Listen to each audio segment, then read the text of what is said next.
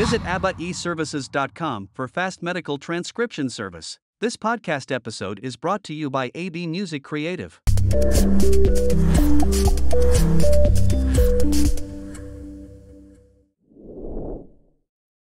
Ikaw si Guard, si Prince of Pop. Ikaw si LA's Master Balladeer.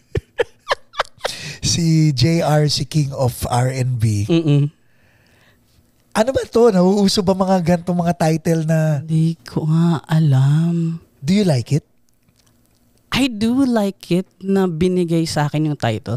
Kasi binigay yung title na yon sa akin after I performed sa Nonoy and Lani Misalucha concert last year. So ba't di binigay kay Nonoy? Ba't sa'yo?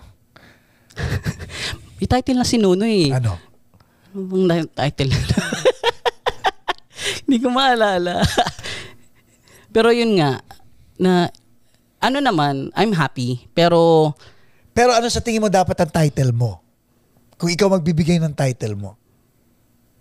Yung totoo ha. Again. Hindi ko alam. Yeah, honesty tayo. Yeah. Hindi ko alam. Kasi I don't want to be known as someone na with certain... Kumbaga ayaw mo mapako dito ayoko mapako sa Master Balladeer. Oo. I mean... Paano kung gusto mag-dance, di ba? Yeah. Oo, yun nga eh. Kaya nga... Yun na ibig ko sabihin. And you know, I've been rooting for you ever since. Of course. Magkakilala tayo. Diba? Tapos bilang nung nakita ko yun, sabi ko, shoot. Pinako niya yung sarili niya sa ballad. Napako nga. Sa totoo. Wag, ikaw, may control ka dun. Don't let anybody pigeonhole you into that. Like sa inyong tatlo na may title, King of R&B, LA's Master Balladeer, Phil and Prince of Pop. Phil and Prince of Pop. Mas may edge yung kay Garth kasi pop yun eh. Pop yun eh. Yeah. Pwedeng ballad yun, pwedeng dance yun o kahit ano, di ba? Yung sayo, bigla ka na pigeonhole. SJR, talaga naman nag-R&B. Oo. Doon talaga siya. Yun talagang ano niya. Ikaw may tulog doon. Yun, at least I'm telling you, change it. I'm not saying to not acknowledge it. Pero you're more than that. Narinig na kita, you're more than that. Actually, nakakatawa nga kasi last Saturday, magkasabay kasi yung gig natin last Saturday. Hindi ka nakanood. Oo.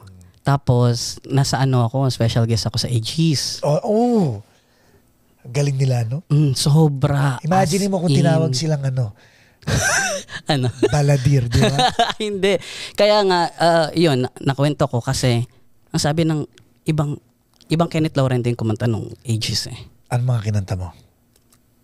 I sang one of my original songs, which is Sayo Na. Aha, mabilis, mabagal? It's an upbeat song. Hindi pwede.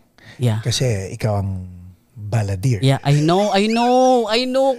Naintindihan mo na ako. Naintindihan mo na yung point ko, di ba?